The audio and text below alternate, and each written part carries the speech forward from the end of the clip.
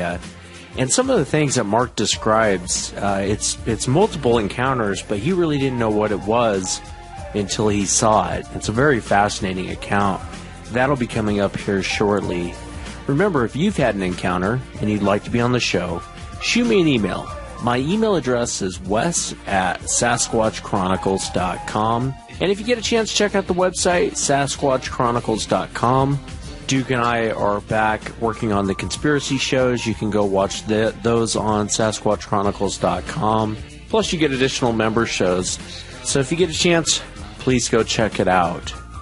And again, if you've had any sort of encounter, please email me, wes@sasquatchchronicles.com. I'd love to hear about it. I'd love to talk with you and have you on the show. Let's jump into it tonight. I want to welcome Mark to the show. Mark, thanks for coming on tonight, man. I really appreciate you being here. It's my pleasure, man. It really is. And if you would, kind of start from the beginning. Tell us what you were out doing, and tell us what, for the audience, just kind of walk them into the whole encounter. Well, I retired and wanted to get on a deer lease, so I got on a deer lease in East Texas.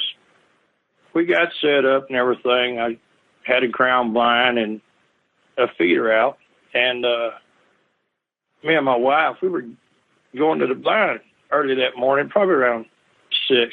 It was just starting to get a little daylight. And we'd come across this creek that was maybe about a foot deep, 20 feet across, and it was on a ATV trail. And we're putting along, and I see this guy cross in front of me about 30 feet. I tell my wife, I said, "Hey, man, did you see that guy just run across?" She said, "No, I didn't see him." And I stopped right there where he went across the road, and you could see a footprint. And it was maybe 12, like a size 12. It wasn't nothing to throw me off, but he was barefooted. And I said, "This guy's running around out here in 30-degree weather barefooted." My wife said, "Well, maybe it's a homeless person." We didn't think much more of and just went on to the blind, because he wasn't out of the ordinary size or anything. It was just a person just jumping across the road. We didn't think much of it. Went on to the blind and everything. Well, it was a couple of days later. My son was there, and we're going to go to the blind and hunt pigs. And we're on the ground blind. Well, we get up to where the blind's at, and we drive into this wall of smell. It was, I don't know how to describe it. It was stunk pretty bad. And he's like, "Man, you smell that?" And I'm like, "Yeah." And the blind was probably 50 yards from us. And he said, "Was that a skunk?" And I said, "No, I don't know what it is." But he could drive through it and not smell it on the other side. I'm on this side, and I can smell it. It's just like this wall was right there. And he said, "Hey, man, there's somebody over there behind the deer feeder."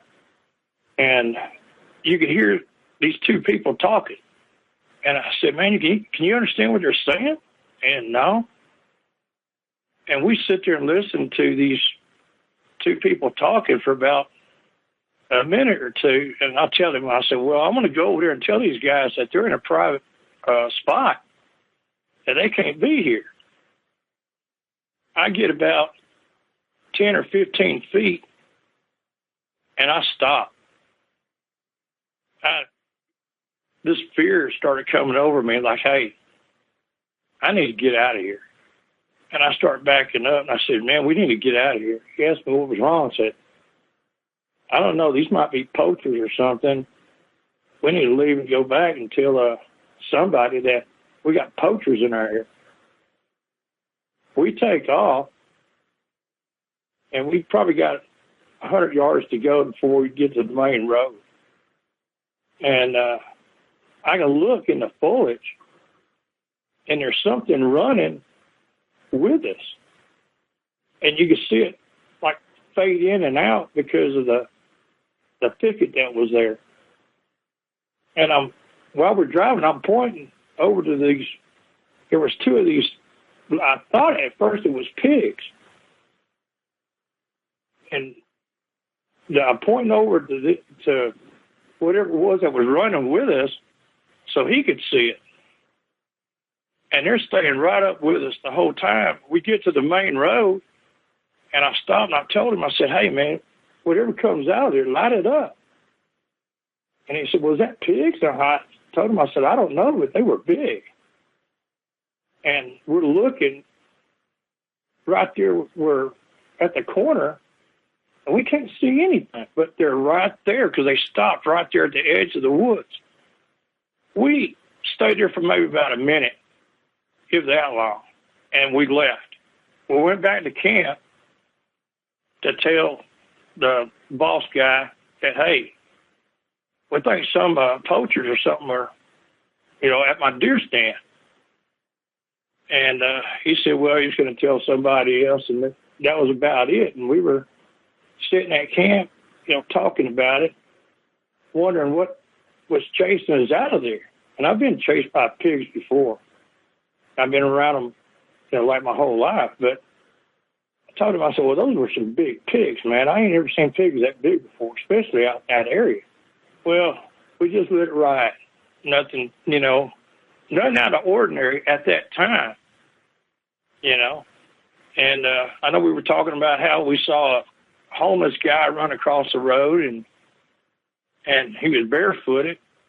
And then having this happen to us, it was kind of, strange things happening. Then we were hearing other stories around camp.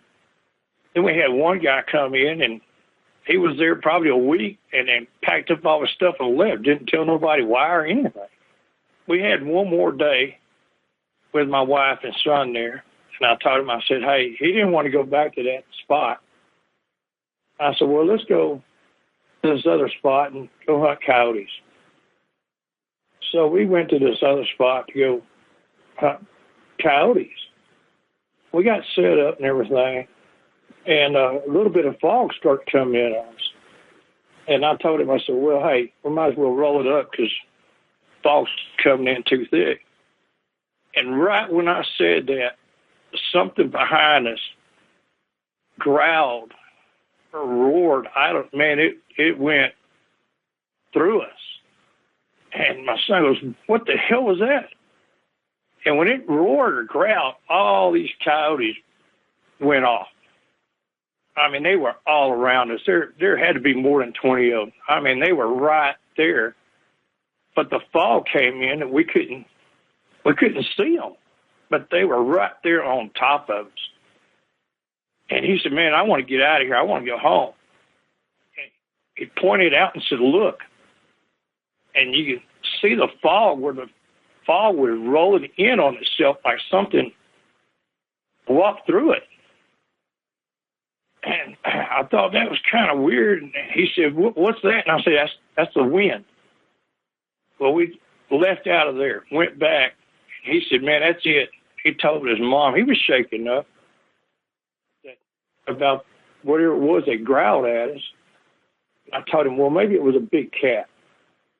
Because I didn't know. I know it wasn't no coyote, that was for sure. And we talked about it. He said, that's it. I'm not coming back here no more. I'm done. There's too many strange things going on here. I just let it go. Well, the wife and son, they were leaving to go back home. They had to go to work. And I told them it was the week of Thanksgiving. And I told them, well, hey, y'all pick me up, y'all come back and pick me up in 5 days. So that was the plan. Well, they left, and the next day, I just did some work around the trailer out there, stuff that needed to be done, just hung around there. The day after that, I decided, well, I'm going to go up. There's a main road, and then there's the gate that goes into the deer lease. And it's about 100 acres of pasture. And about 75 yards down this road, there's a creek that runs through it, and there's trees going, in the creek. But other than that, it's basically opened up with grass that's probably 3 feet tall, 2 or 3 feet tall. So I stopped right there at the gate. I don't even go in the deer lease, and I'm sitting there. It's probably 75 yards to where me and him were at when we got growled at. And I'm sitting there about an hour before it gets dark. And I'm waiting. I'm to see what's going on. Maybe I can see what growled is. And I see these two guys walking out of the woods. And I'm like, man, I wonder if those are the guys that were over there talking where I was hunting at. Or who are these guys? Because there wasn't supposed to be anybody in that area at that time. And I see them walking towards the road, and something just wasn't right about these guys. I don't know what it was, but something was just a little bit off. And they get right there on the edge of the road where the creek is, and one of them turns and looks at me. I know this guy can see me, and I'm trying to see if I can identify him or if I know him. But something just, I don't know, I couldn't put my finger on it. I'm on the deer lease by myself. Everybody else is going home. This is like on a Tuesday or something. And, man, that still bothers me. This thing, it cocked its head back and let out a scream. I mean, I don't know how to describe it, man. You could have heard it in another county. And when it did that, the other one took off to the right and just disappeared in the grass. And it was like it was coming towards my area. I cranked up and took off. I went to the trailer, locked the doors, and I was there by myself. There wasn't nobody, and I'm way out in the woods. And I'm trying to process what I just saw. And I called my wife up, and I told her, hey, you need to drop what you're doing and come get me right now. And she's a 3-hour drive out. And she asked me what's wrong. I said, just come get me now. She showed up. That's probably the longest 3 hours I ever spent in my life. Because I didn't know if them things were outside, were around me or what. I just know I wanted out of there bad. She showed up, and we left. And I left everything there. She was asking me what was wrong, and I didn't know what to tell her. I think it was 3 days later before I told her what happened. And, I just couldn't. I didn't know how to process it. I didn't know what to think. What I saw was real? And then it made sense of everything else that happened to us out there, that these things that were talking and us getting chased out of there, then I realized what it was that was out there. And, man, I didn't go back. It was probably a month later that we were sitting out talking about how we need to go get our trailer and the four-wheelers and everything like that. And I wasn't going back out there, and, not by myself. So my wife said, why don't you call David up and he'll help you. So I called David up, and all of us went back out there, loaded up all our stuff, and left. And that was the end of that, man. It took me a long time to try to believe what I saw was real and try to process it. And, man, it took me a while. I couldn't, because I didn't believe in these things. It was, I don't know, it kind of flipped my world upside down, that's for sure, because I've been out in the woods all my life, and I never seen nothing like that. Yeah, I can imagine. Let me ask you, when you heard the chatter, what did the chatter sound like, or the talking that you described? Well, when we were sitting there trying to listen to it, it was like, I kept asking my son, man, it's like you can almost understand it, but not. And it was, oh man, how did it say it? It was like, it's just something weird. And I thought, well, maybe it's I don't know, foreign language these guys are talking or something. I mean, they weren't that far off, man. Because, see, they were probably about, I want to say maybe 30 yards from us, 30, 40 yards, maybe 40 yards behind the deer feeder. And when I start to walk over there and tell them that they were in a private spot, I didn't get that far, maybe 10 feet, and they stopped. And that's when I stopped. The talking stopped. But I thought it was people. I thought maybe it was poachers or something. I stopped and I said, hey, let's go tell somebody. I wasn't going to go and confront them, just by myself. And I was armed. I was armed. I had a AR with a 20-round mag and a sidearm, but it was just uncomfortable about the feeling. It wasn't until I saw that thing scream, that's when everything fell into place. That's when I started putting things together that wasn't no homeless guy that ran in front of us, and that wasn't people that were back there, behind that deer feeder talking. Them things got a language, man, because they were talking to each other. I know the chatter you're talking about, especially if it's even at a small distance, it's really hard to place. You almost think it is some sort of foreign language you're listening to. It's really fast, and it's really it's hard to describe. I've described it before like two Russians talking really fast. Yeah. Or kind of like I know down in Texas, I describe it more like monkey chatter, but I say monkey chatter, but what I mean by that is just real fast gibberish, and it's hard to understand what they're saying. And it's disturbing to hear it. How far away from you were the creatures when you saw the two step out?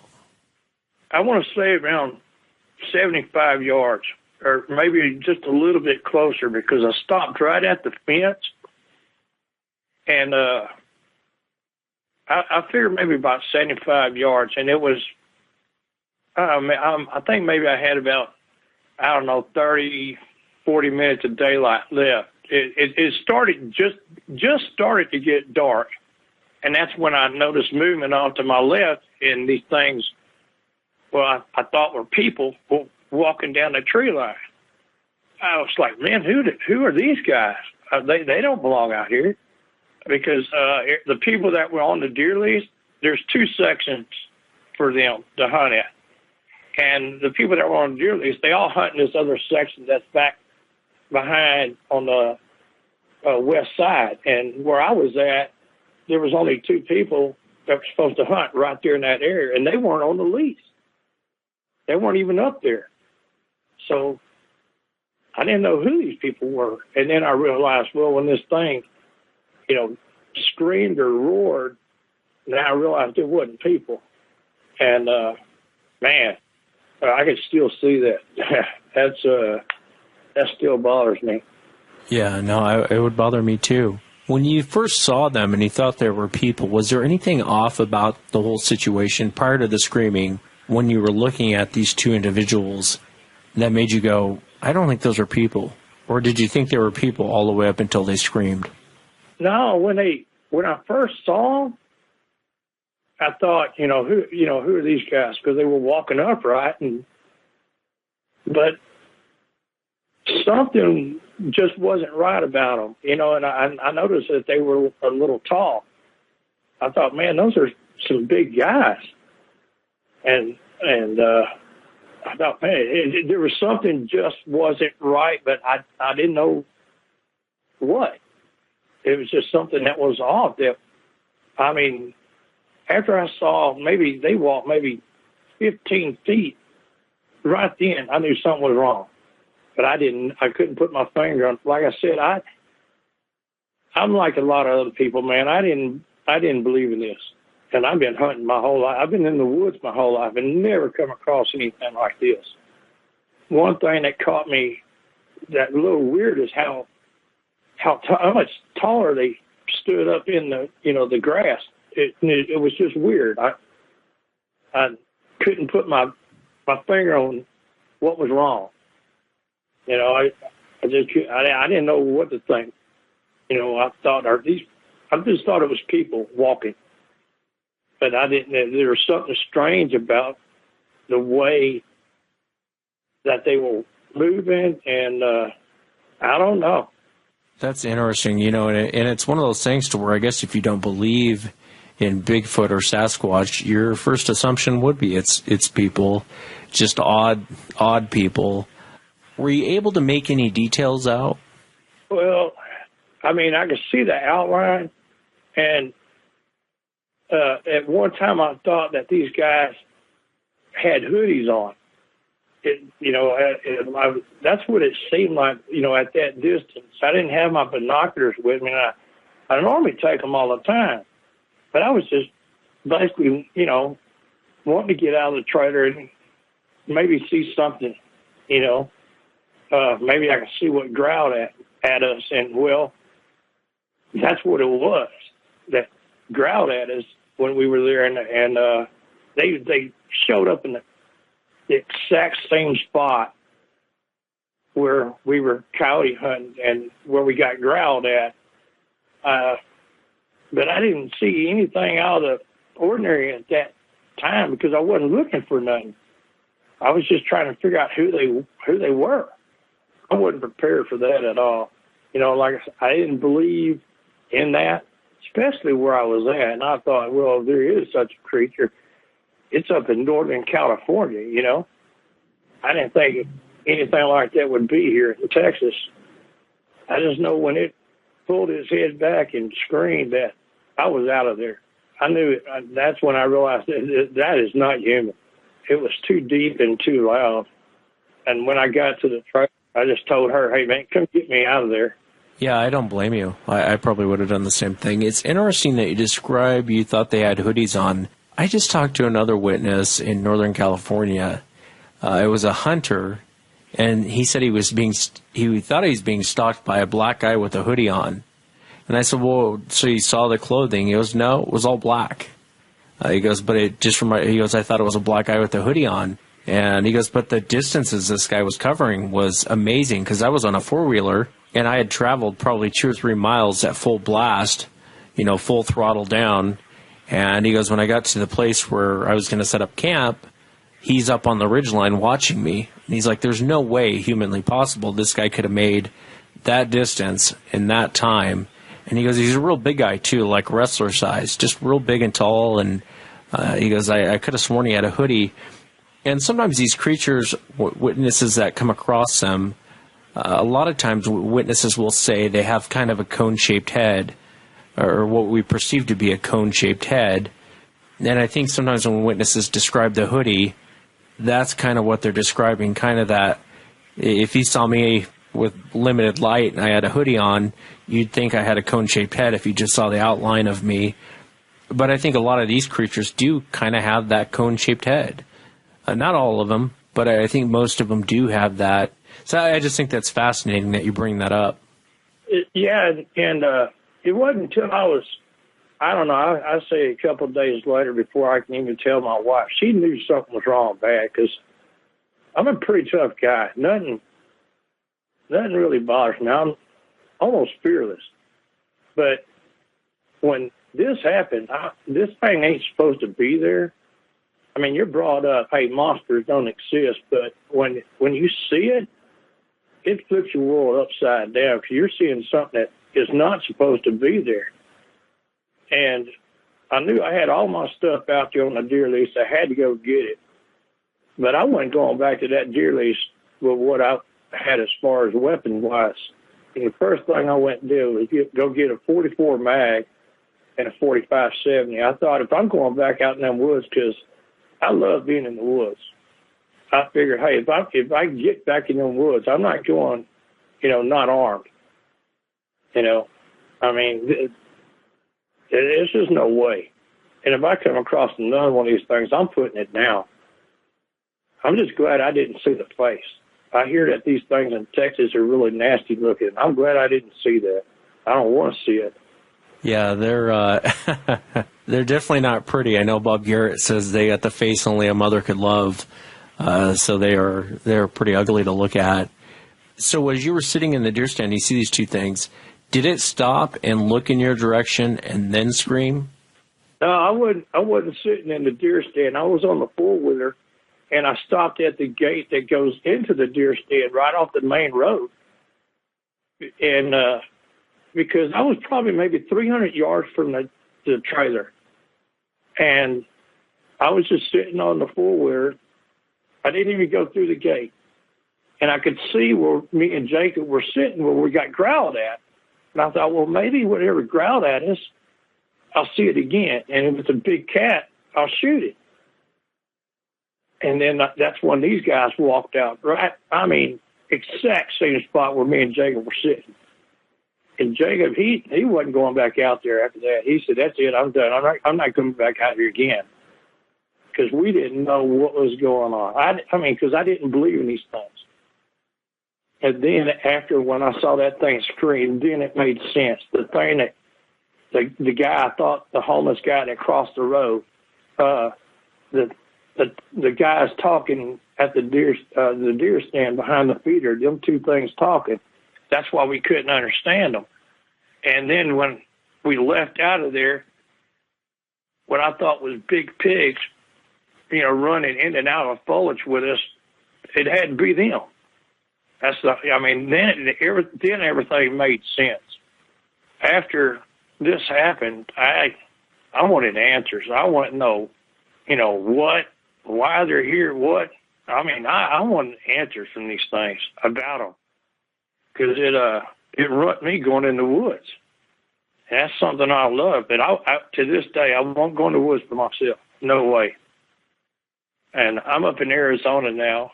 And when I got here, I found this guy by the name of Mitch Wade that was researching. And I got with him because he was the only person I could talk to try to get some answers about these creatures.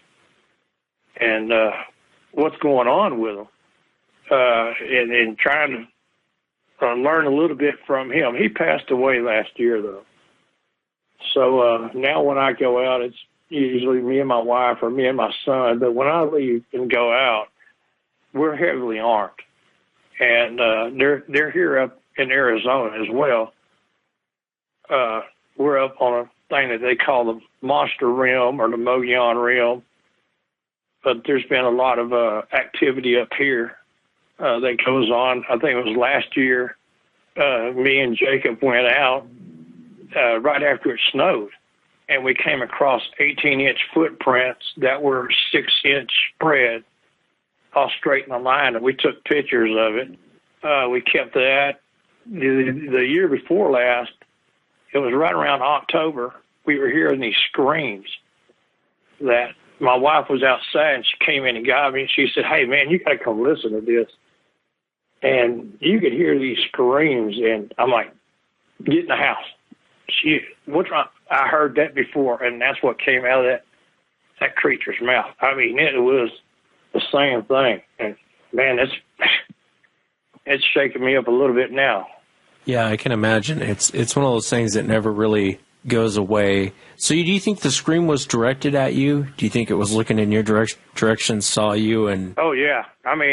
It looked at me, and it screamed, and that other one that was behind it went off to the right and went down to hide itself in that grass and was coming my way. Flanking you. And I wasn't staying there to fight. Yeah, I was getting out of there.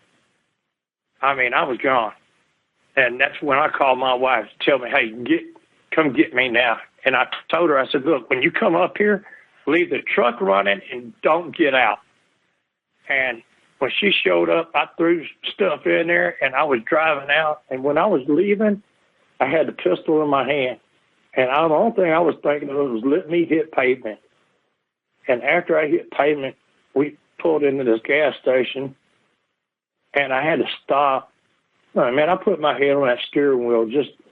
I couldn't, trying to get my shit together, you might say. It messed me up bad. It turned my world upside down, and she was asking me, "What's wrong? What happened?" And it wasn't until I think 3 days later, I sat her down and told her what happened. And then I talked to Jacob, and I told him, I know what growled at us. I know what was talking. I know what chased us out of there. And he was, I ain't going out there no, you know, he wasn't going out there no more after we got growled at, and he was shaking up pretty good. And his mother knew it, and she come over to me and said, hey, man, he's shaking up. And I said, yeah, he ain't coming back out here. Well, after that happened to me, I wasn't going back out there, especially at nighttime. Ain't no way, you know. And I wasn't going out there by myself. I at that time, I didn't care about my stuff. I knew I had to go get it, man. I mean, a big travel trailer and 2 new four-wheelers.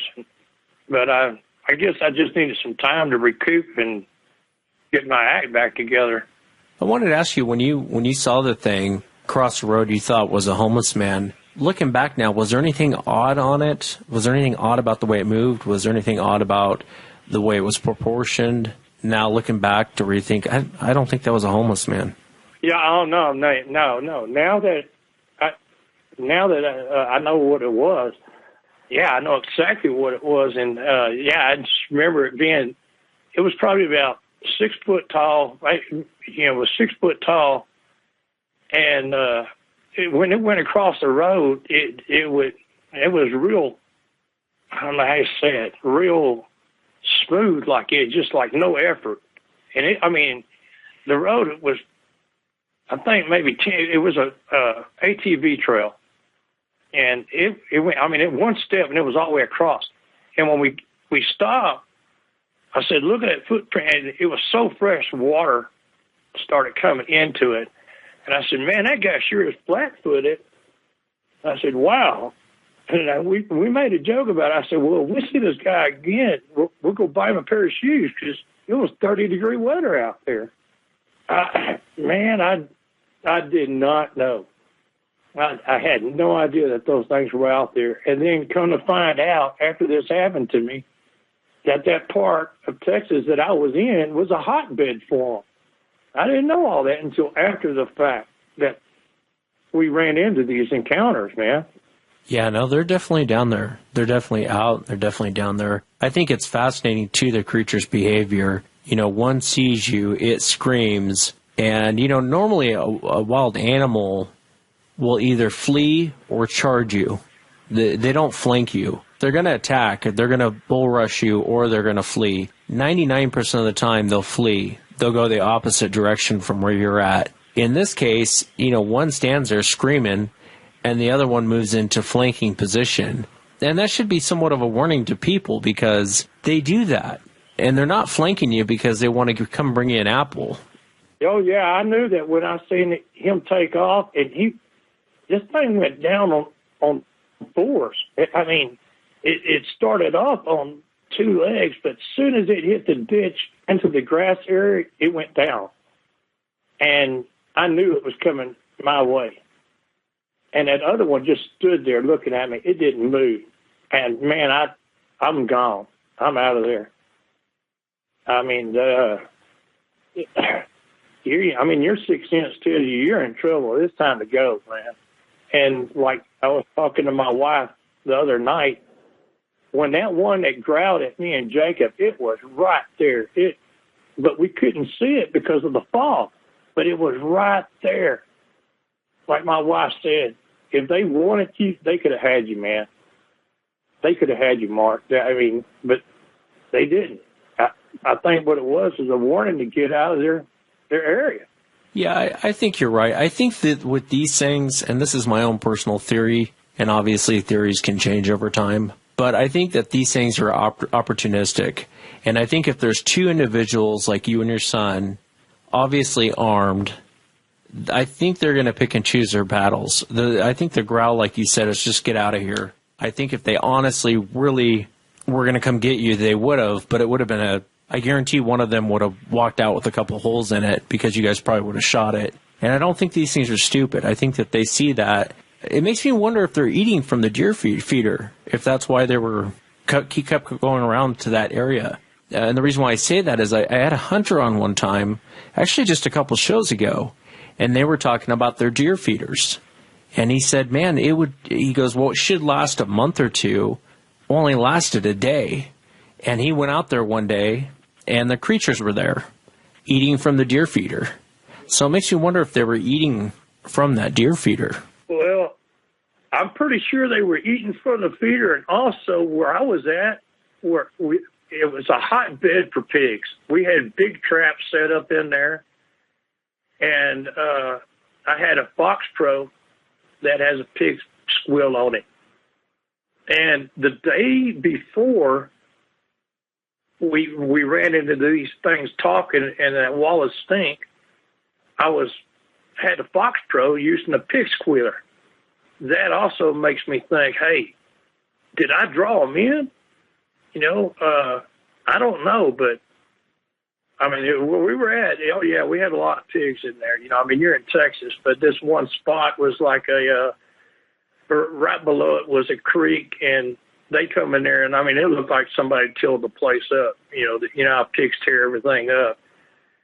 But right behind the deer feeder was I don't know what kind of, it was about it was two big holes back there that were probably 30 feet wide, 12 feet deep, just two big holes back there. And those things that were taught, those animals were in those holes behind the deer feeder. So I don't know, I guess they were there hiding or waiting for the pigs to show up or what, but we sitting there listening to those. Man, I wished I would have recorded that. I kicked myself in the butt every time. I wished I could have had that. It would probably have been the best recording out there of listening to these two things, because it was so clear, but we couldn't understand what they were saying. And we listened to them for a good minute. A good minute. And you could tell it was two different animals. I mean, they had a communication. They got a language. There's no doubt in my mind about that. But when I started to walk up and confront them, they stopped talking. And when they stopped talking, I stopped. Like I said, I had this fear come over me like, hey, I don't need to do this by myself. And I'm well armed, but that's when I told him, hey, let's go tell somebody about, we got poachers out here. And then when we took off to leave out of there, I could see something out the corner of my eye, and I looked over, and you could see fade in and out of the foliage that there was something running with us. And it was two of them. And I pointed, he saw them, and when we got to the main road, that's when I said, hey, if something comes out, light it up. He asked me, what was it? Was it pigs? And I said, I think so, but they were big. So that's when we left after about a minute. And I was looking in them woods hard with a scope trying to see, because pigs sometimes will lay down. And I was looking in there, and I didn't see nothing. I didn't see anything. So we left. That wall of stink that you ran into, how would you describe it to someone listening that's never smelled that before? Smelled like rotten garbage. You know how if you have a bunch of food and you throw it in a dumpster and the heat hits it and it sits for a couple of days and you open that lid and you're like, wow, that's bad. That's kind of what it's something else about it, man, that we were sitting there playing. Like he was on the other side of it and I was on this side of it. And I stuck my hand into where the smell was at and pulled my hand out and smelled my hand, and you could smell it. It was like a oily must that it was like something was sprayed. I'm thinking these animals got a gland like a skunk, because it was like an oil stink. I mean, I don't know how to describe it, but it was heavy. And it just hung there. It just hung there. And we were talking about it last night. We were out on the porch talking about it. I said, hey, Wes called and I'll tell him what happened. And we were talking about the smell and everything. And Jay was saying, yeah, man, it smelled like rotten garbage. And that was best I could describe it. But I could tell it was it was thick. Because, like I said, I can stick my hand in it, and I pulled my hand back to smell, and it was on my arm. I guess maybe that's why I'm thinking oil. But it was pretty rank. I didn't understand if they have a scent gland, then they hear the floor withers coming up, and they sprayed it to, I don't know, stop us, throw us off track, what? I still don't understand that one. Yeah, it's hard to say. It's hard to say it's really tough to say what causes that. I've had witnesses on before, and I've never personally smelled that, but I've had witnesses on before describe it exactly the same way. It's like a wall you run into of just stink. And there's nothing really around, but there's a wall that you hit of just stink. And I even had a witness one time who ran into a Sasquatch by mistake. He was going to go out and chase. His kids were out playing at night. He was going to run out, scare them. So he runs out there, and he's running through the woods, and he hits what he thinks is a tree. But it was an actual Sasquatch. He ran full speed right into this thing. Thing didn't even move. He falls back on his back, and he said that it stunk. It smelled so bad that he described it like rotten garbage. He said garbage just has been sitting out in the sun. The worst smell you can imagine. He said 100 times worse than a skunk. Yeah, oh yeah. And what was interesting is he went back home, took all his clothes off outside, went in, took 3 showers, and still couldn't get the smell off of him. It was on him for about 3 days. He had to burn the clothes he was wearing. And, I have to look into, and again, I'm not comparing Sasquatch to gorillas, but I have to look into, because gorillas kind of do the same thing. They have this weird odor they put off, and it smells like BO, and it just stinks. And they do it when they're scared or when they're mad. It's when emotions run high, they release this stink. And it almost makes me wonder if these things are doing the same thing. The oil that you describe, how it must be like oily or something in the air, it amazes me when I talk to witnesses how they can say, I can walk 2 feet forward, run into this smell of stink, walk 2 feet back, and can't smell it. That's what, yeah, exactly. Like he went through it on the other side, and I was on this side, and he would, go up to it, he could smell it, and he'd back up and said, I can't smell it. And I did the same thing. It just hung there. I mean, it's like we were trying to figure it out, or we were, and that's when these things started talking. And he said, hey, there's somebody over there. But it just hung there. It was the strangest thing, Wes. I don't know how to, it was just strange. It was really weird. Man, it was definitely different, and it's not like rotten garbage that was out in the sun for a long time. But I don't know. Maybe they got a scent gland like a skunk. I'm curious, when you heard the two of them talking, and I've always wanted to talk to a witness that actually heard 2 of them talking as close as you did for a minute, was it just one creature talking, or did you get the impression like there was a conversation going on? No, there was a conversation, man. It was 2 different ones, because you could tell the difference in the gibber. There was one that was real deep, and the other one, it was deep, but not as deep. And you could tell when one stopped talking, the other one would start. And you could tell that there was a difference in the voice, just like me and you have a difference in our voice. It was definitely 2 of them. And they were talking to each other. They had a conversation, man. There ain't no doubt in my mind. I was that close. And it was definitely 2 of them. They were talking to each other. What do you think the creature's intention was when it screamed and then the other one breaks off to flank you? What was your impression on what was going on at that time? Well, I felt like my life was in serious danger. I felt like I was in bad danger. I did. I feared for my life. I ain't never had that feeling before, but I was so shaken up when I called my wife. She knew something was wrong. She knew something was wrong bad. And I felt like if I didn't get out of there, man, those things were going to rip me apart. And I kind of tend to agree with you on that situation. I think, like I said, from being a hunter, and I mean, I don't have to explain this to you, but for people listening that may not be have been out in the woods as much, when you run across something, even another predator for the most part, and they see a human, they'll bolt.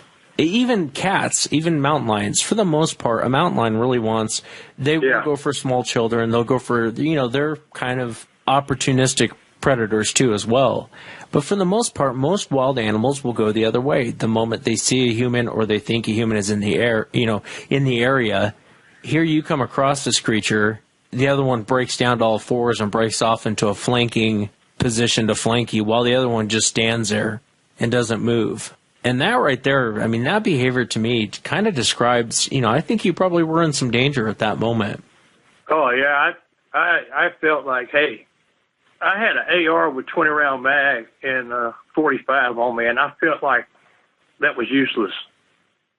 I felt like, hey, I did not have enough in my bag to bring to the battle at that time. That's for sure, because, man, I don't know. It just it sure got my attention. I got out of there. I mean, that's what I felt was, if I didn't leave, I was gonna die. So I was gone. And when I got in the trailer, I grabbed the biggest thing that I had at that time, which was a 30-30, loaded it up, locked the doors, and was waiting. Because, I mean, I was not that far from where this happened, at 300 yards. And I know they knew I was there. And I was the only one on the leash at that time, because everybody else just left. So I was there by myself. And that's when I called my wife and told her, hey, come get me now. And she was asking me what's wrong. Man, just come get me. I didn't know how to tell her what I just saw, because I couldn't believe it. When you heard the growl, how would you describe it? Oh, man, that was deep. It was deep. It was, I'd say close to like a lion roar growl. I mean, it was really deep. You could tell it was a big animal. I know that. And, my son, we talk about it to this day, because we couldn't figure it out. And I've heard mountain lions before, and I knew it wasn't no cat. And he's always, looking to me for answers. And I couldn't tell him. I didn't know. So I just told him it was probably a mountain lion. But I didn't know at the time until after I saw that thing scream or growl, or whatever you call it. And then I realized what it was that was behind us that growled at us. But it was deep. I mean, you could tell it had a big windpipe on it, that's for sure. And it rattled your insides. It did. It vibrate the inside of you. Yeah, no, I know exactly what you mean, and it does. It's enough to shake you up. It's enough to kind of it's enough to upset you, enough to disorient you. And I mean that in the sense of, like, I don't mean disorient you in the sense you don't know where you're at, almost to where you kind of have to get your wits back about what's going on in the situation, because it does rattle you, it scares you, and it's hard for people to believe that, but it does. It scares the hell out of you when that happens. I've heard the growl before, and you're right, it's so deep. I think I use a description, which probably isn't the greatest description, but when I had growled in my own encounter, I remember saying it reminded me of like a demon growling. It was so deep and so pissed off, and so, it wasn't like a normal animal growling at you.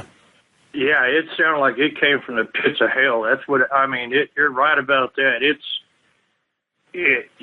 There's no words to really describe it unless you experience, Wes, and that's why it's hard when something like this happens. You can't just talk to somebody.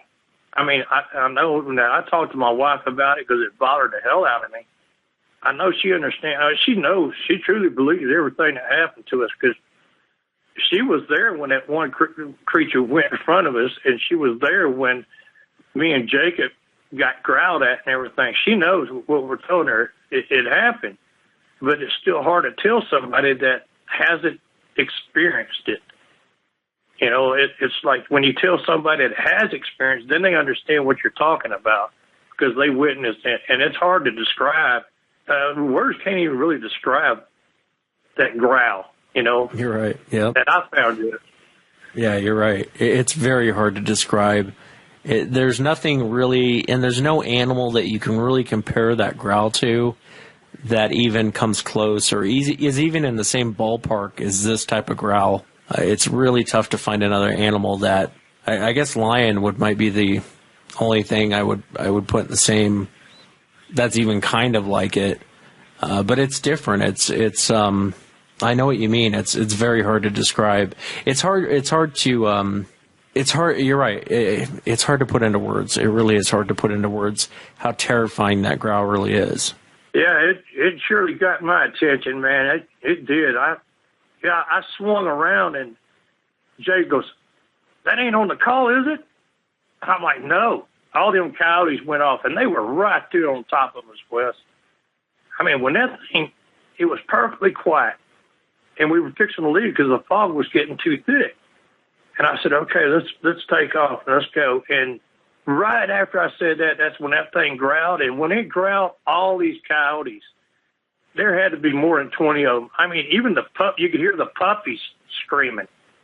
They were right there on top of us. I mean, they were barely out on the edge of the fog where we couldn't see them. If I would have just started shooting, I probably could have hit at least 5 of them. Just point and start shooting. I know I could have hit at least a couple of them. They were that close. They were right there on top of us. And when we got back to the trailer, he said, "That's it. I'm done. I'm not hunting out here no more." It killed it for him. He said, "That's it. I'm done. I'm not coming out here no more." And he wouldn't go out there no more. It ruined it for him. I don't blame him at all. When you went back to get your stuff, was there anything missing? Was there anything messed with? Did you notice, did you look around for anything? Or what was the scene when you went back? Well, when we went back, the only ones that were on the deer lease was the guy that run the place. We loaded up as fast as we could and everything, and I still had my ground blind and my deer feeder.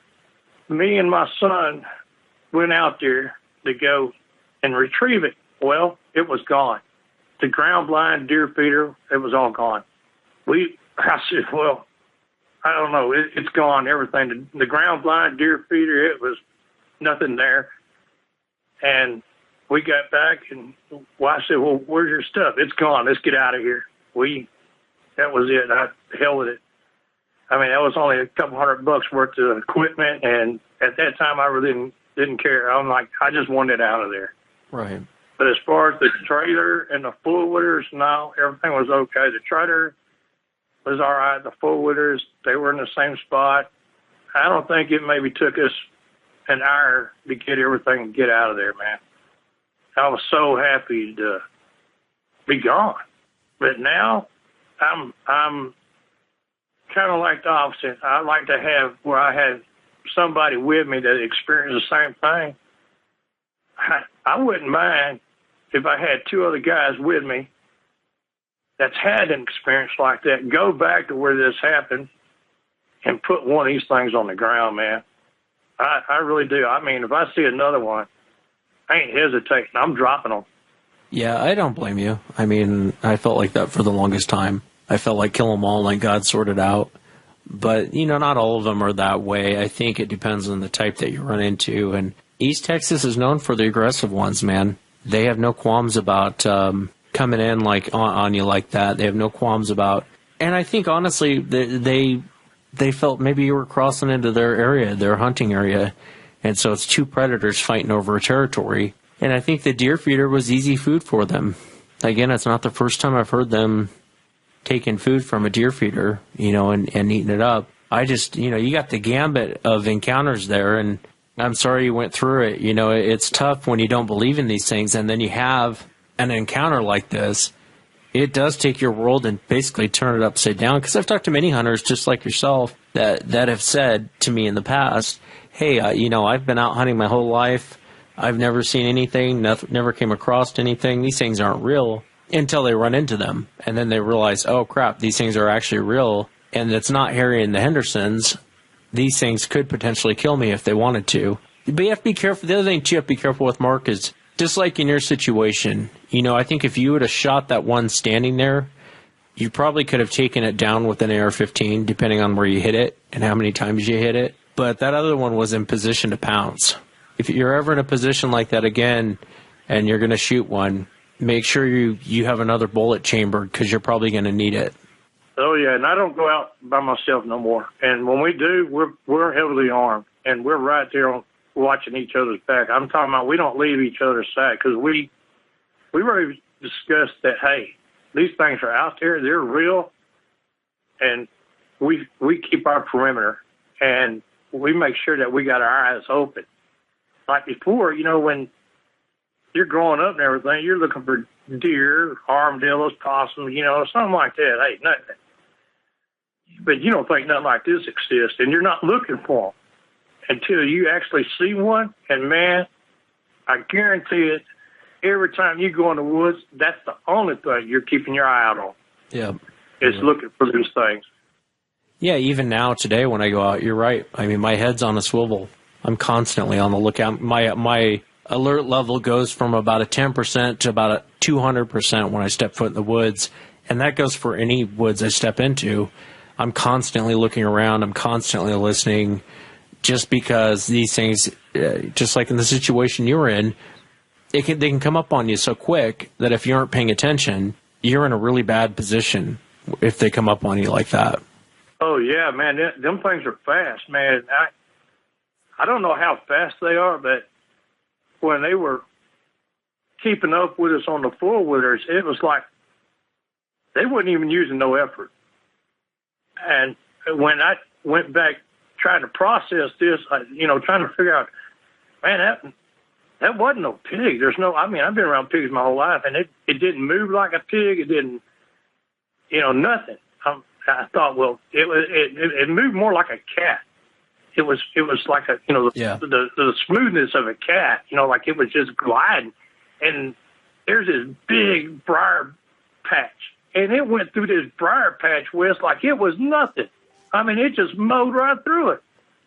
Man, I just never seen nothing like it before. But now that I know better, every time I go out in the woods, man, that's the only thing I'm looking for is those guys. Because I know they're there. And you got to go with your instincts. If you feel like something's watching you, it usually is. And if you feel like you're in danger, then you need to back up. If you feel like you're in danger, you probably are. Yeah, you are. When you were on your four-wheeler and you were taking off, two questions. Were they on all fours as they were pacing you out? Yeah, they were all on all fours, both of them. And was there one on each side of you, or were they all both on one side? No, both of them were on the left side of me. There was one in the front and one not right behind it, but kind of staying with it, but a little bit behind it. They were side by side, basically. And how fast were you going, do you think? At least 40, 45, at least. I was trying to get out of there. I mean, that's about as fast as you can go on that four-wheeler trail without crashing. So I was going as fast as I could, and they were right there. And they weren't using no effort at all to keep up with us, that's for sure. I mean, none at all. And that's the scary part, is these things, I don't think most people realize how fast these things can move. And I've heard that from a few other guys on ATVs. They were like, hey, I was doing at least 40 miles an hour, and this thing was keeping right up, no problem. And it's interesting, the other thing, God, there's so many things that I'm catching from your encounter. When they get down to all fours like that and they move, you're right. The best description is like a cat. They move like a cat. Very smooth, effortless, not like a bear, just very smooth. Yeah, I mean, that's when I got back, man, I thought, man, what can I compare this to? And I thought, man, the only thing I compare it to is like a cat. It was just no effort. Just none whatsoever. It went through that briar patch like it wasn't even there. I mean, it was just nothing. When we got to the main street, they stopped right there in the corner of the woods, and I couldn't see them. And they were right there, Wes. I'm telling you, they were right there, and we could not see them. Yeah, sometimes before they come out in the open, they'll drop down like that. I've talked to many witnesses like that, where they get chased out basically to the edge of the wood line. They look back, and the thing's gone. And I had one witness one time, he said he looked back, and it was gone. And he goes to start his four-wheeler again and looks back again, and he sees it pop its head up. So it had dropped down to its belly. It wasn't gone, it was still there. But he said on the edge of the wood line, it had stopped. Yeah, I mean, they move like ninjas, too. That's the other thing, is they tend to move like ninjas in the woods. No problems. Briar patches, no problems. Sticker bushes, no problem. Heavily brushed, no problem. It's like the witness I was talking to a couple weeks ago, who said he shot one, and the other creature picked one up, put it on its shoulders, and he goes, this thing went up a straight, sheer cliff that most people wouldn't attempt. Most professional climbers would not attempt with climbing gear. This thing went straight up this wall like it was nothing. And so they move like that. When you see them move like that, it almost seems out of this world in the sense that it's hard to compare it to something else. Yeah, you can't compare these animals to anything else on this earth. There's no way, man. I mean, and they have a language, and they have a roar like nothing on this earth. They move like nothing on this earth, man. I mean, the way they move, the only way is maybe like a cheetah. When I came here and was talking to Mitch, I was trying to, man, after this happened, I was trying to get every piece of information I could find about these things. Like I said, it turned my world upside down, and I just wanted answers. I'm still doing that today, and it bothers me every day of what went on out there. I'm not scared like I was then, because then I didn't know what the hell happened. Now I'm alert about them, and I'm definitely well armed, and I know that they can rip you apart. There ain't no doubt about that. I'm probably like you. I want to know more about them. You know, the more you learn about them, the better. You know, the more equipped you are for yourself when you go out in the woods. No, you're absolutely right. You're absolutely right. One last question I wanted to ask you: when you were on your four-wheeler and you're at the gate and you saw them coming, were they walking side by side or were they walking in a line? No, they were. When they came out, one was in front of the other one, and the other one was like over to the side but behind it when they were coming out. And there's a trail that goes down that creek on that wood line. One was behind the other one. One was smaller than one was shorter than the other one a little bit, maybe 6-8 inches. And that the short one, well, I say short one, I don't know, he was probably 6-7 feet tall. But the short one is the one that, when that thing screamed, the short one is the one that went off and tried to flank me. How big would you say the other one was that screamed? How tall? I realize you're just estimating. At least 7. At least 7. It probably could be 8. Because I was, like I say, 75 yards away, and it was starting to get dark. And I never went back. If I would have went back, and now I kind of kick myself in the butt, but I was pretty shaken up then. But if I'd have went back, then I could have put Jacob there and measured and find out exactly how tall that thing was. I know it had to be at least 8. Yeah, so that's just a wild guess.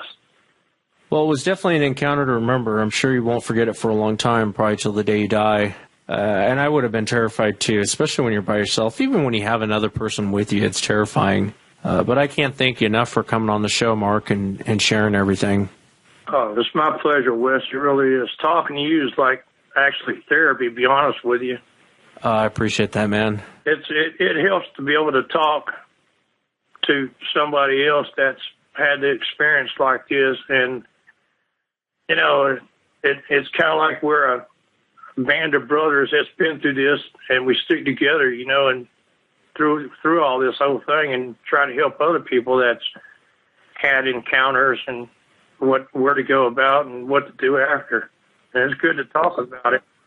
Yeah, no, it is. I appreciate it very much. Thank you again. Well, I do appreciate talking to you, Wes, and being able to get this all out. And you tell us my voice, it still shakes me up just thinking about it. I appreciate you having me on. I truly do. Thanks, Mark.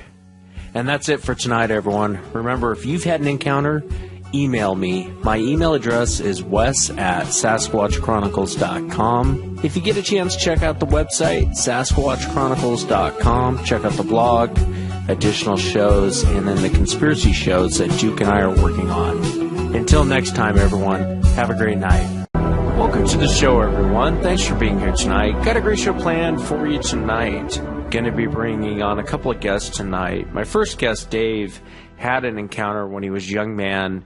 Him and his parents, they were all looking for arrowheads, and he had just glanced up, saw a creature heading towards his mother, and a very interesting account, very interesting behavior, too. I know a lot of times when you hear the behavior on the show, it seems to be aggressive, but not always. Not all encounters are aggressive, and this one is a very interesting one.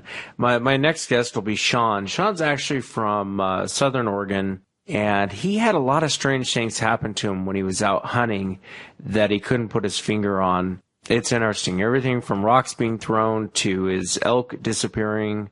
Fascinating account. Remember, if you've had an encounter and you'd like to be on the show, shoot me an email. My email address is wes@sasquatchchronicles.com. And I'm still working on Sunday's show. I have a hunter who interrupted a hunt from one of these creatures. But I've been getting a flood of encounters here lately. And so I'm hoping to get some more good shows out for you guys. I don't want to just put out anything. I could probably do a show every night on a roadside crossing, but I think you guys would get bored with it after a while. But some of the more interesting ones are the ones I try to put on the show. But again, if you've had any sort of encounter, still shoot me an email. I'd love to talk with you about it. And every encounter in my mind is an important encounter, an interesting encounter. Let's jump into it tonight. Dave, welcome to the show. Thanks for being here tonight, man. Thank you. And if you would, kind of just start from the beginning. Tell the audience, what year this happened, and then just walk right into the encounter, what you saw, what you experienced. Okay. This happened in 1981 in Southwest Georgia. I was 12 years old, and grew up in a very, very rural part of the state. Didn't really even have TV, of course, no satellite, no cable.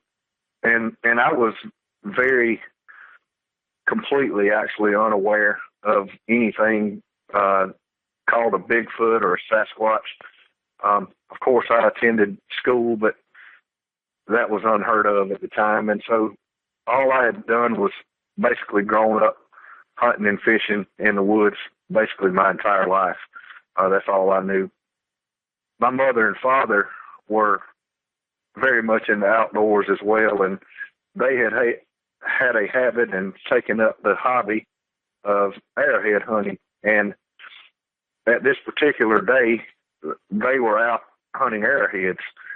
And to a 12-year-old, that isn't any fun. I was more interested in what kind of wildlife I could see, whether it be a deer or a squirrel or possibly even stream that I might could come back and go fishing in. So I was paying absolutely no attention to what they were doing other than their location. And at the time this happened, this is in a very remote area of woodlands. Even to this day, it's probably, I would guess, probably a 9-mile wide by probably a 18-mile long strip of wilderness that there's hardly anyone that lives on or around. There are a few public roads as well as private roads that go through the property, but it's, to this day, it's still basically the same undeveloped area. And there was some construction going on within about a mile of where we were. And we were on a clear cut, and a timber company had been there and had been harvesting hardwoods and pine at the time, and they had built a logging road through the middle of this property, and it was fairly fresh cut timber, but it was late fall, early winter, but it was not a cold day. And on the fresh dirt that the bulldozers and the excavators had made, of course, is where my parents were trying to find Indian artifacts. My mother was ahead of me by about 100 yards, and my father was behind me probably 250 or 300 yards. And I was kind of in between them, and my mother was walking up a ridge line where this road meandered its way through the clear cut. And again, I was just looking at nature. I wasn't paying any attention to trying to find any pottery or flint or anything like that, or arrowheads. And something caught my eye out of the corner of my right eye. And I kind of glanced up the ridge to where I saw it, and I saw at first what I thought was someone else walking. Well, I immediately turned behind me to see where my dad was, and my dad was way behind me. And so I kept looking at it, and it took 3 or 4 steps before I realized that this was something very big. And I realized also very quickly that it didn't have on any clothes. So I immediately realized that it wasn't a person. It was walking on 2 legs, just as a person would, but very long strides, very long arm swing, kind of a unorthodox gait.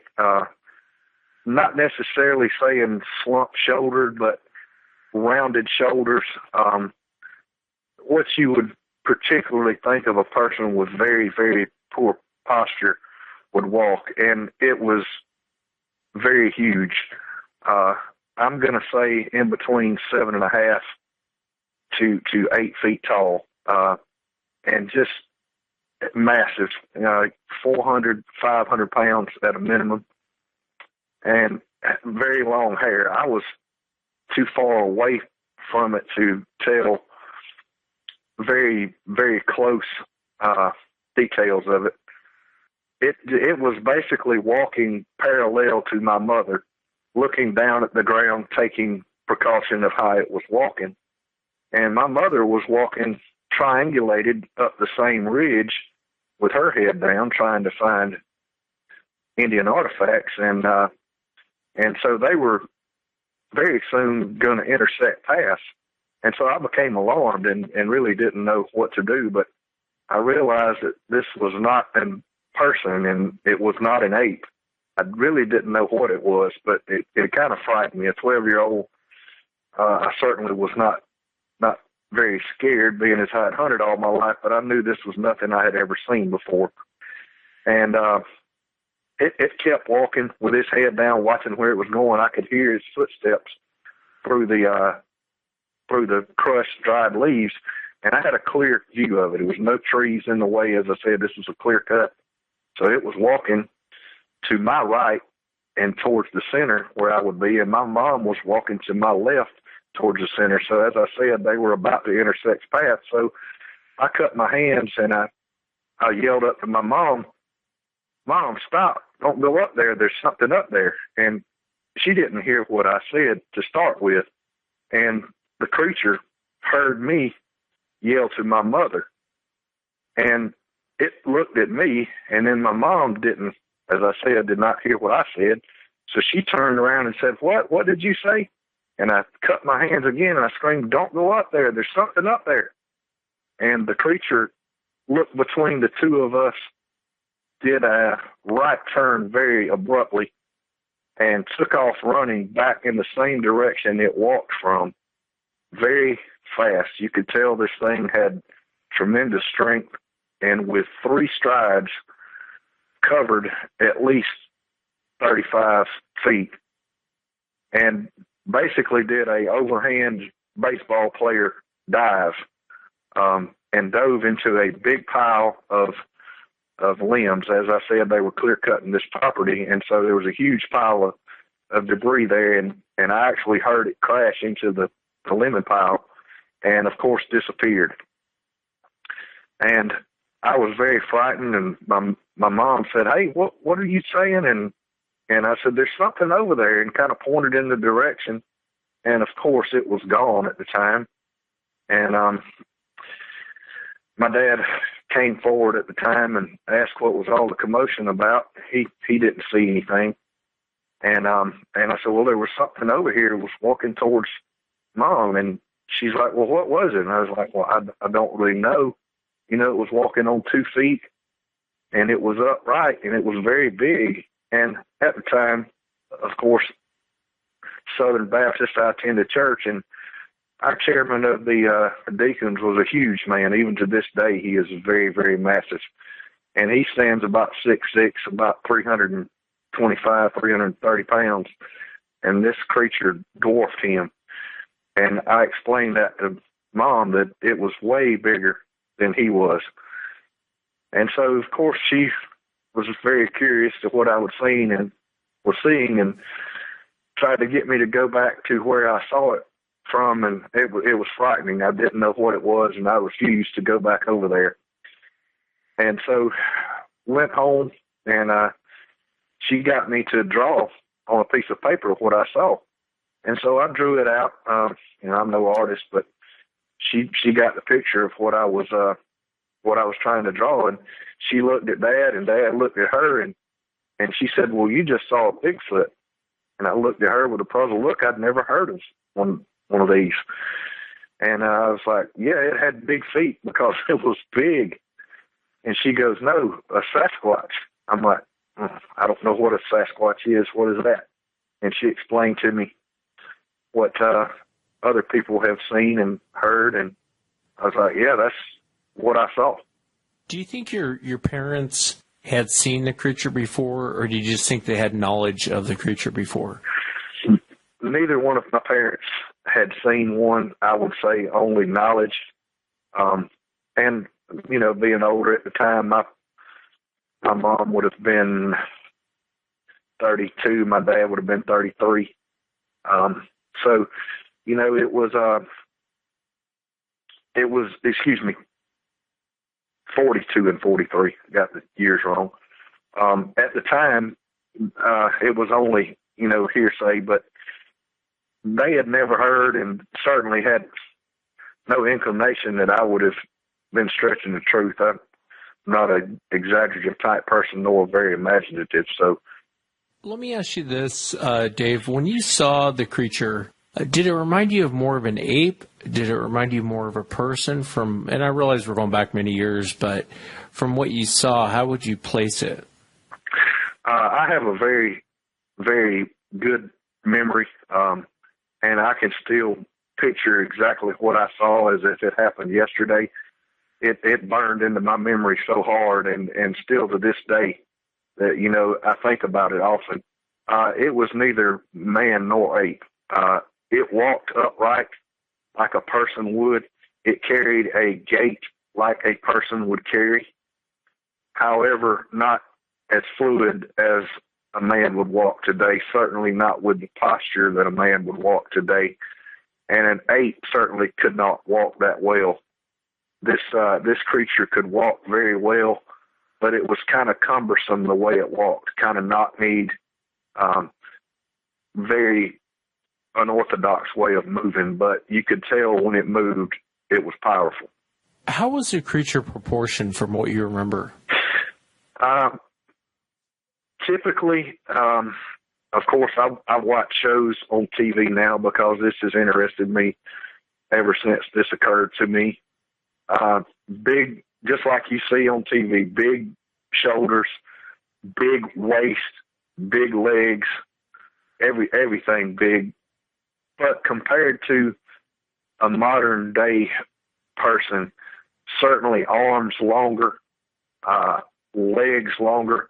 Particularly, I remember from the knee to the ankle being longer than what typically a modern day person would be. Yeah, that's interesting. That's very interesting, especially noticing some of the features of the creature. Did the creature vocalize, or did it do anything? Do you think it just saw you yelling and realized there was people down there and it scared it off? Right. The creature never made any sounds other than his footsteps and his running, and of course the crash into the brush. It was frightened that someone was that close to it. I startled it when I yelled, and of course when my mother yelled back at me, she startled it, and it was afraid of us. It made no aggressive attempts, no vocalization, just simply turned and ran in the direction it had come from and escaped my view. And when it turned and ran, was it on two legs the whole time? Yes. It ran. I can distinctly remember it ran. It took 3 long strides, just like a sprinter would, and dove, arms outstretched over its head, just like you would see a baseball player dive into the base. That's very interesting. Do you remember what color the creature was? Yes, I do. It was very dark brown to black, and I distinctly remember it was sunset or thereabouts as this happened. I remember seeing some light-colored hair from its arms, from wrist to mid tricep area. And I can remember it was either one very light-colored or white, possibly even, or it could have been, I'm not ruling out that it could have been from the sunlight, the way the sunlight was striking. In the area that I live, especially in the winter, we have some days that are really, really crisp, and at sunset, the sun is very, very bright, still very intense. So what I saw could have been a reflection from glossy or shiny hair. Could have been the sunlight hitting it just that way, but yeah, it was definitely dark colored, brown to dark colored. And I would imagine you're probably too far away to get any real details. Yes, I was 100 yards or less from it. I could not see any details as far as, facial details, no hands or anything like that. I couldn't see through the fur. And of course, too far away to smell anything. I didn't smell anything. Well, I'm glad your parents seemed like they were pretty cool about the whole situation, as far as believing you and kind of explaining to you what you saw. It's rare you get that, especially, as far back many years as it was. Generally, people weren't like that. I mean, I guess I shouldn't say generally. I mean, who the hell, what do I know?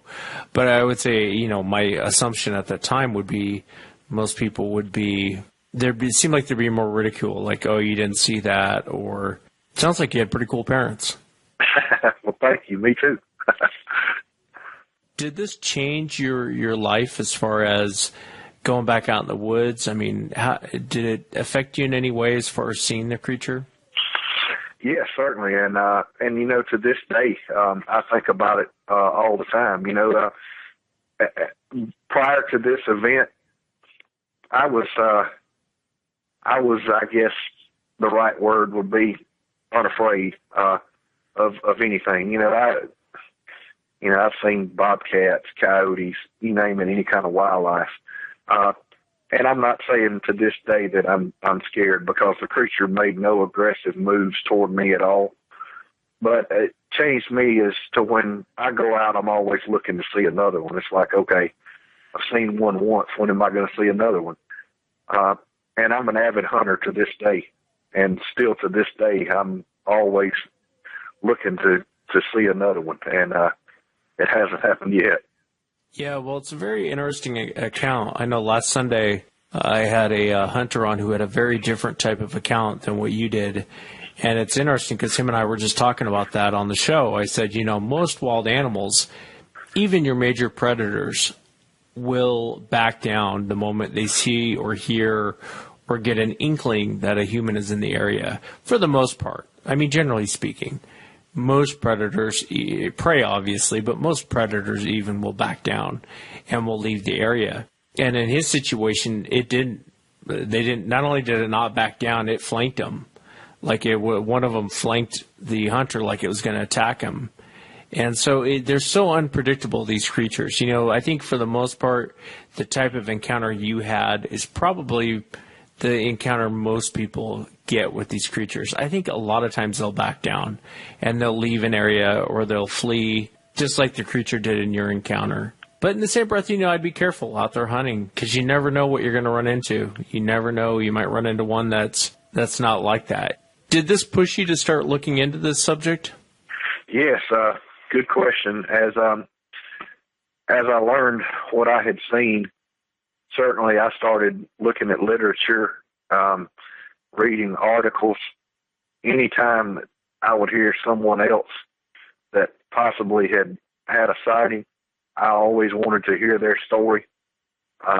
And very few people until now have ever heard my story. Not that I was embarrassed. It's just that not many people believe in such a creature. And certainly I would be a skeptic had I not seen one myself. But to this day, I still, anytime I can read an article, catch it on TV, whatever it may be, I'm always watching it. Well, Dave, I appreciate you coming on the show and sharing the encounter. That's really what the show's about, is people to come forward, share their encounters, share what they've seen. And I think, honestly, that's the best way to learn about these creatures and their behavior is based on other witnesses that have seen them do different things. And so I really do appreciate you coming on. Hey, thank you for having me. Thanks for coming on, Dave. Next up on the show, I want to welcome Sean. Sean, thanks for coming on, man. I appreciate you being here. Hi, you bet.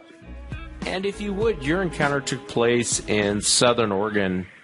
Do you mind kind of giving us the general area and then walking us kind of into what happened when you were out? Tell us what you're out doing and what happened. Yeah, well, I'm right down in the Medford area, and where it all started was 97, and I was going buck hunting, deer hunting, with a buddy. It was in the weirdest place because Highway 140, which goes from Medford to Klamath. We had just started our hunt, and there was the craziest. I mean, I've heard elk bugle. I know what I've killed plenty of elk. I know what they sound like. This was not an elk bugling. You could feel the noise on your arm. You know what I mean? Like on your hair. Or like your whole body could feel it. And it went forever. It was a huge, something had a whole lot of lung, you know what I mean? Like a lot of air to get that kind of a noise out. And there was some people camping with their kids, hunting also in the area that we were hunting. And they just packed up and split.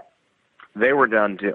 And they were obviously local, not rookies. They'd been in the woods plenty. I've been in the woods myself since I was a kid. The woods have never bothered me. Since I was a baby, I always was up in the woods. And can you describe for the audience what the sound was or what you actually heard? You know what? It sounded similar to an elk bugle, but without actually making the noise, it was very similar to what I've heard on like your show and other shows. It was kind of shrill, but it had a deep sound as well to it, and it just kept going on and on and on. It immediately stopped our hunt, and we went back to the truck. My buddy was back at the truck before I was, and he was like, he's killed plenty of elk. he was of the same, opinion I was. What the hell was that, And it pretty much wrecked. We hunted the rest of the weekend, but it was always on our mind, and we've been teased when we would tell people about it, people telling us, oh, it was an elk bugling, and I'm thinking, man, it just didn't sound like that, so moving on, I've got some health issues, and I didn't hunt for, probably 8 years. And when I started hunting again, I went back up in my area that I like to hunt, which is that general area where we were buck hunting. And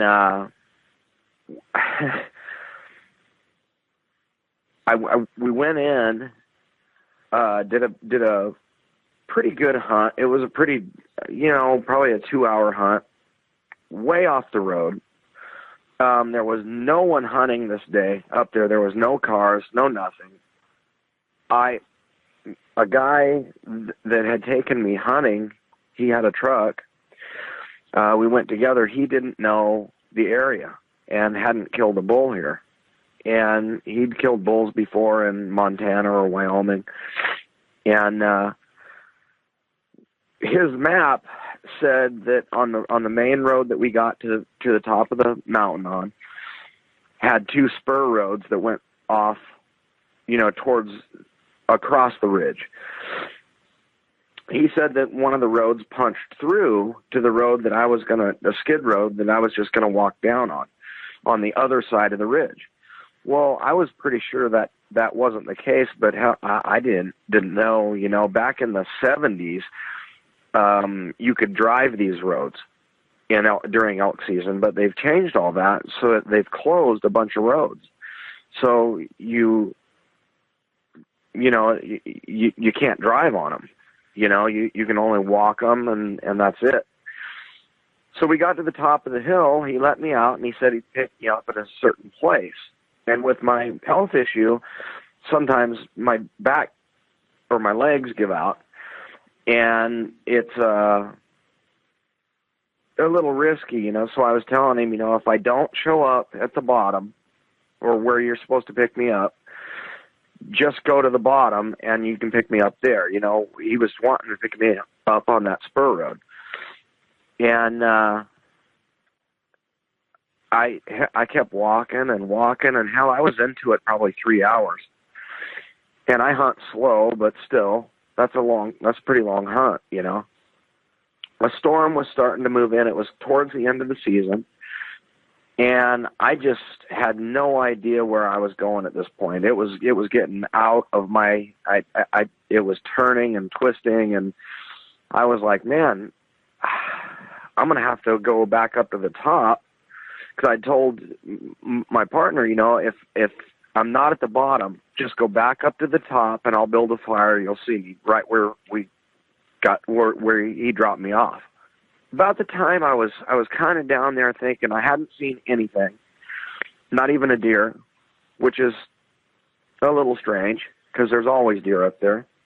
I decided to turn around and start walking back to the top so he could pick me up. And it was getting close to dusk, and I heard a bunch of elk running off the hill towards me. And I thought, well, this might be my lucky day, And I don't know about people that don't hunt. When you shoot an elk, that's when the big business starts. That's when the work starts. Like I said, I was already past pickup time. I knew he'd be worried, thinking I had fallen or something like that. And when these elk, it was a herd of about 12 elk, when they were coming off the hill, they were looking at me, but they weren't worried about me. They kept looking over their left shoulder. And they were all foamy and sweaty like a horse would get, after being run real hard. And I'd never seen that. And there was definitely 2 bulls that I could have shot, and I decided not to. So just because of the situation, it's late at night, my pickup's late, the whole thing, So I guess it was being responsible. The lead cow like I said, was looking at me, but she wasn't worried about me. They kept looking over their left or their left shoulder, back up towards, where they were coming from. And I kind of threw a fit after they went out of sight and down the hill. And, because I was thinking I probably should have shot that, but it was the responsible thing not to, with all things considered. I finally got my, I'm going to have to walk all the way back up this, 2 to 3 hour hunt, back up to the top. And I was just going to hunt my way back up top. And it's old, it was in old growth, brushy areas. It kind of went through brushy areas and then old growth timber.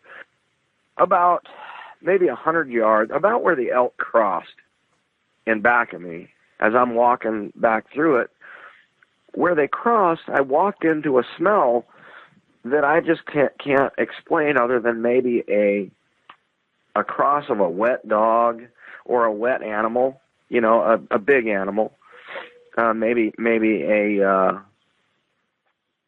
I don't know, a wet dog, a big dog, maybe something mixed with some garbage or something like that. It was very strong, but it was only about 2 steps, and I sat there going, walking into it, smelling it, and backing up and going through it, smelling it, and then not smelling it.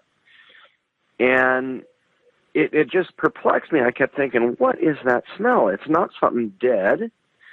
And I'm looking around to think, there's got to be something here stinking. What the heck is it, And a rock hit my boot. And I was getting tired, and I thought, well, I got to start picking my legs up, and I was a little tired. I was still kind of sitting around there trying to figure out what that smell was. And another rock hit me. And these are rocks about the size of, I'm not talking big rocks, maybe the size of, half the size of a golf ball, maybe to a golf ball size. And they weren't thrown hard like, I want to hurt you. They were tossed. And again, I'll say, people that don't hunt, that don't happen in the woods, especially during hunting season. I mean, there's nobody that's going to do that, especially where I was. I mean, I was out in the woods, off the main roads, and there was nobody up there anyways. And at first I thought, because the storm was coming in, that maybe it was, had something to do with, when they had logged that years ago, maybe rocks that had grown up in the trees or whatever, as the trees grew. Maybe the wind was blowing rocks out. I'm going through all these things in my mind trying to think rational. I was not thinking Bigfoot or Sasquatch or any of that stuff. That was not on my mind at that point. About the time I decided I was done with the whole situation, and about 3 or 4 rocks had been thrown, a rock about the size of a basketball that was kind of flat come from maybe 30 foot from me, maybe. And it came from so far above my head. I'm about 5'9". This thing had to be up there about 8 foot.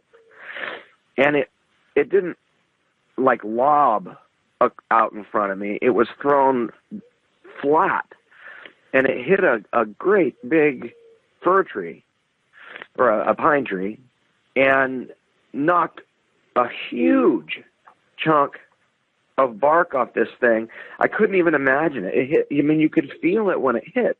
And I just was like, what? Your mind just goes nuts, you just can't figure out what it is. But I knew I shouldn't be where I was. And so I started walking out, and all the way up the skid road that I was on, an old logging road, something was walking parallel on me. Maybe, I'm not sure how far, but it was definitely on 2 feet. and it would almost outrun me in weight until I caught up with it. It was almost herding me out. And you know, I shoot when I elk on a 300 Weatherby Magnum, which is I'm not worried about shooting something. It's a vicious gun, you know. It's got lots of horsepower. And a 38 on my hip. You know, I'm not worried in the woods. I started getting worried, you know. It's just, this thing just kept on me and kept on me and kept on me. So when I got to the top, of course, my ride wasn't there. He was still waiting down at the bottom for me, and he had no idea where I was. So I built a fire as fast as I could, because it was just damn near dark at that point. Whatever this thing was, circled that fire the entire time until the truck came up, and that had to be about an hour and a half or better. And it's fully dark at this point. And I had the distinct feeling that something wasn't interested in me, other than I had the distinct feeling this, whatever it was trying to find a way to get to me. And it was the most unnerving feeling I've ever had. You know, I mean, maybe not ever had, but I didn't care for it. I can tell you that. What did you think was going on at the time? What did you think it was? Well, you know, at that point, I'm starting to think strange, you know, very strange. Like, man, is it even possible? At that point, I'm starting to think, what is walking around? And the thing was the way that it walked, it sounded like a super heavy animal wearing slippers. It wasn't like something with hoofs or anything like that. It just sounded. There were sharp snaps, but they were muffled, like when it would snap on a twig and then it would stop. And I really, I mean, your mind starts going through all these different. You start thinking about all kinds of stuff, you know. I mean, when you don't know, like I said, I never saw this thing. So I can't tell you to this day for sure what it is. I know what it isn't. So when my ride got there, I was pretty quiet. And he kept asking me what was wrong. We went through why I wasn't at the bottom, and I told him, you know, the road was twisting around. It didn't come out where we thought it was going to, and you know, the road that he thought he was going to pick me up didn't come out where he said it would, and it was just kind of just getting our what happened story together, you know, just talking. And I finally asked him, and he's a pretty knowledgeable hunter. I just said, "What would throw rocks at you in the woods?" And he laughed. And he said, "Sean, there's nothing that would throw rocks at you in the woods." And I said, "I know that in my own mind. I just need somebody to clarify." And I told him what happened. And he got real quiet. And I think he thought he was hunting with a village idiot at that point, because I don't think he really bought the whole Bigfoot thing, you know. I mean, I'm starting to, at this point, I'm starting to completely buy it. And we had stopped at a little store and to get something to drink. And I run into someone I knew, and I was telling my story, what happened. And I was like, "Has anybody said anything weird going on up there?" And there happened to be a lady in a swing in the store, and she starts, I was helping her out the doors, 'cause she had some groceries and stuff like that. And she said, "You know, I couldn't help but overhear your conversation. Can I ask you where you were?" And I told her where we were. And she goes, "You know, my husband and I had a ranch in Montana or Wyoming, something like that again." She goes through, they had moved over here to retire, and they help catch or gather the range cattle for all the other ranchers up in that area. And they've got horses that they shoot off of, she explained, and they don't spook, you know. And she goes, at first everything was fine up there, but then her husband first got thrown, and they couldn't figure out why the horses were acting so weird, and he ended up having a shoulder surgery, and then she had her injury that year. And this is 4 years ago, 4 or 5 years ago. And she starts explaining to me that they called Fish and Game, and the Fish and Game said that they've got over 300 cameras up in this area, and they are looking for Bigfoot, Sasquatch. That there's been lots of reports, and of course you can't find any. If you look online, you can find quite a few in that area. Going clear back to the 70s, and this area borders a huge wilderness area, like literally borders very close to the Crater Lake National Park. We all know about the David Paulides stories in his first books, about that's one of the major clusters of people missing going way back. And I just started doing my work, on the internet, looking and trying to find out what the heck happened, Well, I just come to the point that whatever, I can't really explain what it was. And I tell my friends, I was pretty convinced that it had to be something along those lines. And I went hunting with my dad on the other side of this mountain, and I killed a bull, and I shot it twice with a 300 Weatherby in the neck at less than 100 yards. The second bullet was at 10 foot. I know when the thing's dead. I know when an elk is dead. It was deader than a doornail. And I reached down, and I had forgotten. We had got a late start that morning, and I had forgotten my knife belt. And by that time, I had told my dad, if I don't see any sign, I'll be right back in 5 minutes. And I just happened to run on a bunch of elk. And so I killed this elk. Dad come running down, and I said, Dad, stay put right here. There's a bunch of elk here. Give me the keys to the truck. I want to get my knife belt so I can start gutting this bull. And I was back in literally it wasn't 4 minutes. If that, maybe I'm probably more like 2 minutes, because I was pretty excited. It was a beautiful, huge bull. It was gone. I'd marked it. I know exactly where it was. You could see 2 indentations that didn't look like hoof marks. They looked like almost heel indentations, pretty good size. But my bull was gone. I heard the last guttural, when you would kill an animal, especially like a big bull, the last part of the dying process, there's a blow of air that comes out a lot of times. And, their tongue will be hanging out, their eyes are wide open. It's a dead animal. This animal was dead. If I'd had my knife belt on, I would have already started the gutting process, So with the size of the rack it had, if it did come back awake or stunned or whatever, I don't know. But, I mean, knowing ballistics like I do, I just can't imagine in a vital area, like the neck, and not low on the neck, high in the neck, 1 at 10 foot, I just can't imagine a animal getting up and walking off the mountain in 2 to 4 minutes. It wasn't stunned.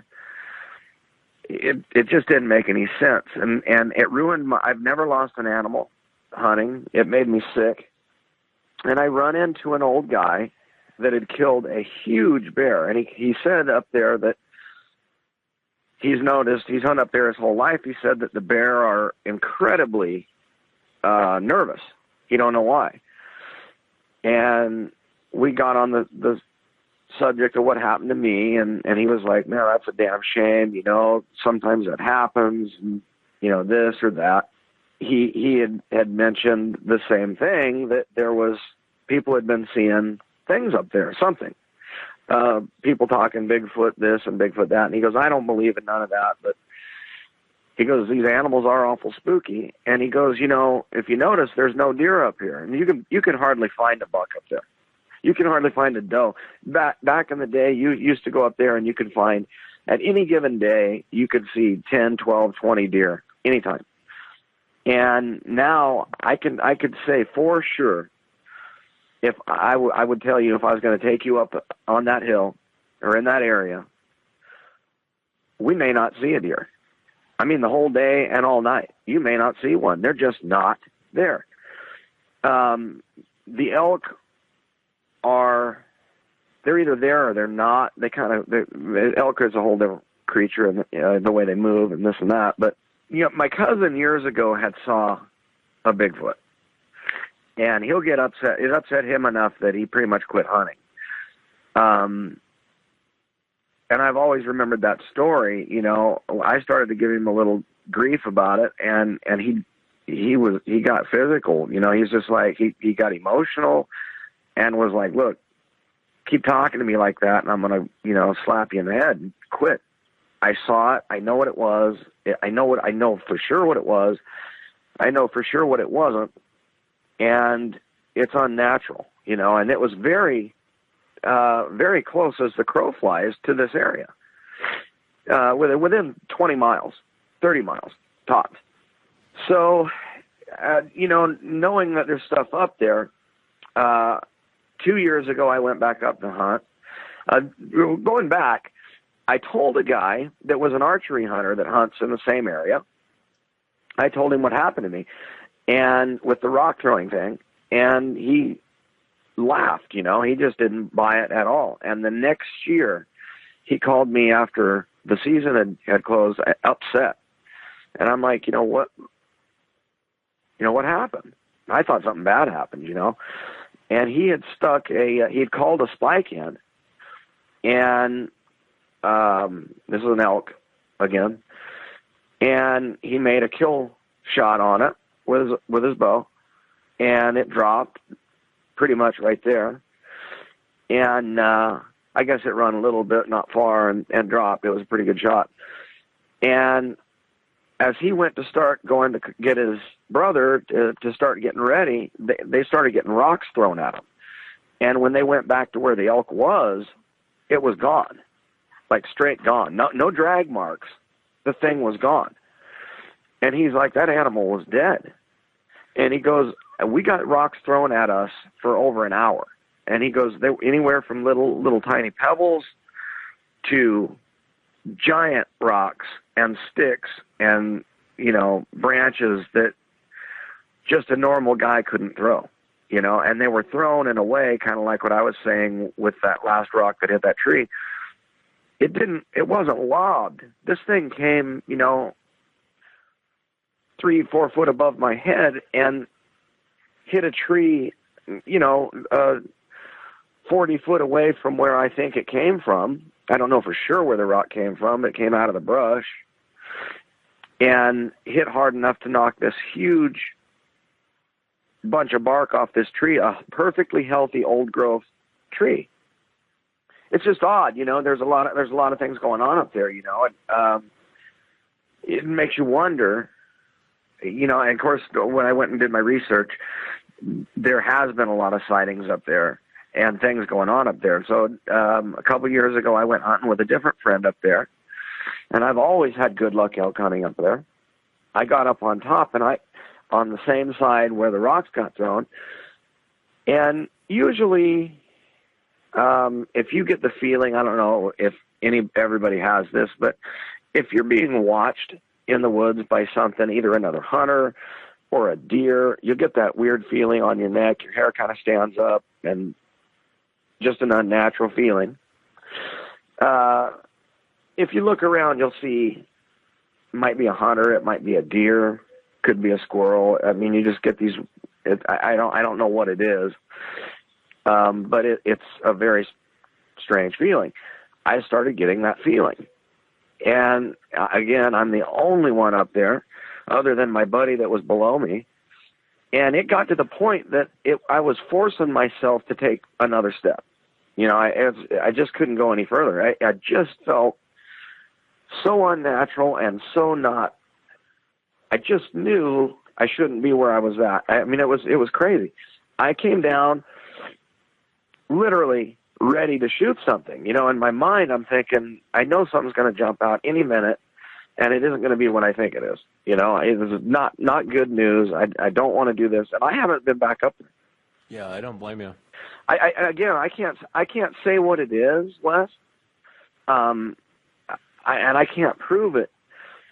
My father years ago in the foothills of Medford had something happen to him, and to this day he swears it chased him and his buddy down the road, and this was an animal. They saw it running on two legs in the moonlight across this big field, and this thing stalked up on them. They were waiting to be picked up to go chase girls or whatever, drink beer or whatever they were doing that night. It's very strange, that something, what would stalk you in this area? What would stalk you? Maybe a mountain lion, maybe. But they don't breathe hard like straight out of a horror movie, that kind of breathing, super heavy in, super heavy out.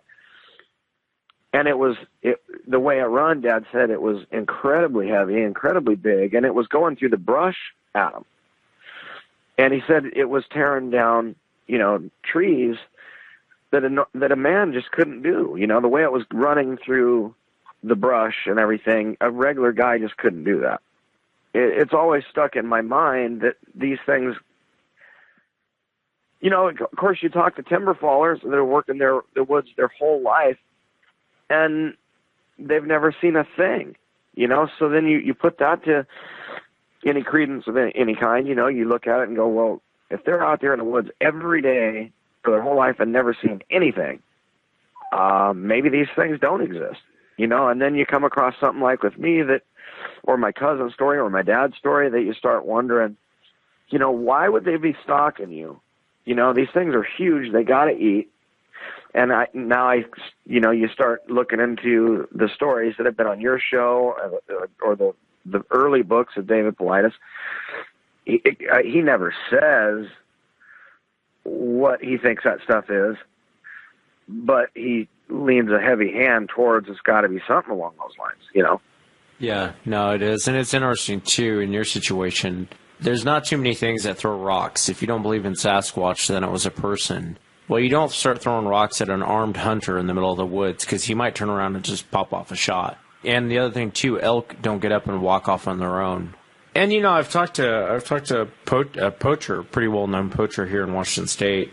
As I was telling you, him and I kind of became friends. And he eats a meat. He doesn't kill just to kill, so I generally don't have a problem with it. But anyway, it doesn't affect my life. So right, me neither.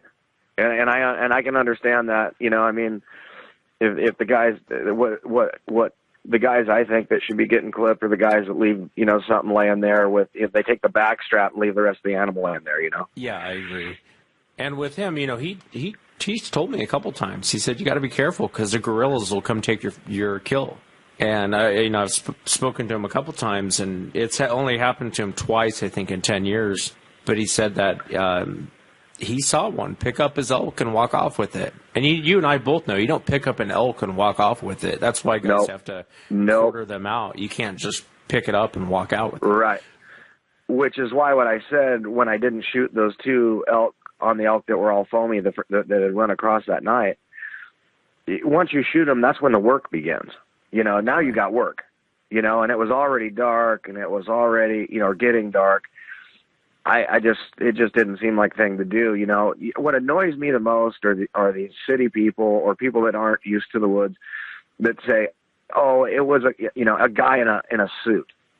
First of all, where I live, no one, not even a village idiot, would jump in a suit that looks like a Bigfoot or a monkey or whatever and go walking around in hunting season. And second of all, there is no hunter that would ever ruin some guy's hunt intentionally like that, and definitely not throw rocks at somebody. I mean, that's a real good way of having a real bad day. You just don't do it. It's like walking into somebody's camp at night. You make damn sure before you walk into somebody's camp at night, if you're lost or whatever, you let them know, hey, I'm out here and I'm coming in with no ill will. I need some help. Tell me where I'm at or give me a ride or whatever. There's certain rules, unwritten rules that go along with this hunting thing.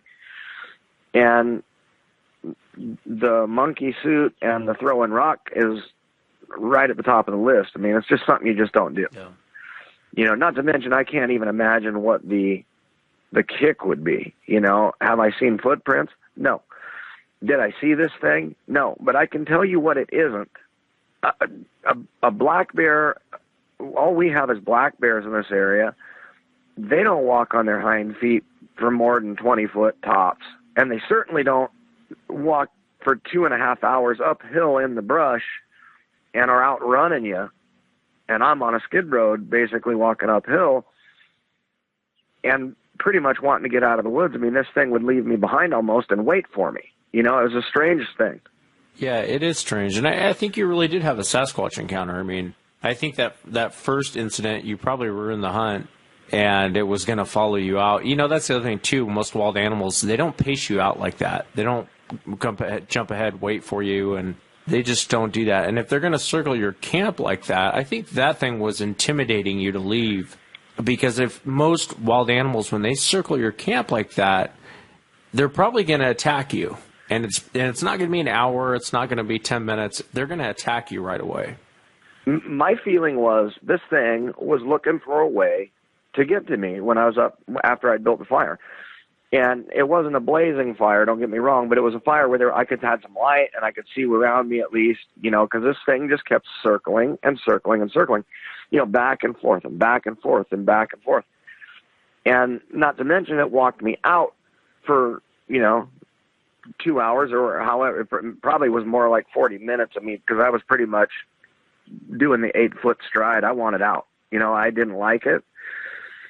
And I didn't like the feeling. And there's just nothing that's going to do that. You know, a cat isn't going to do that. A bear isn't going to do that. Not here. I mean, a grizzly bear might.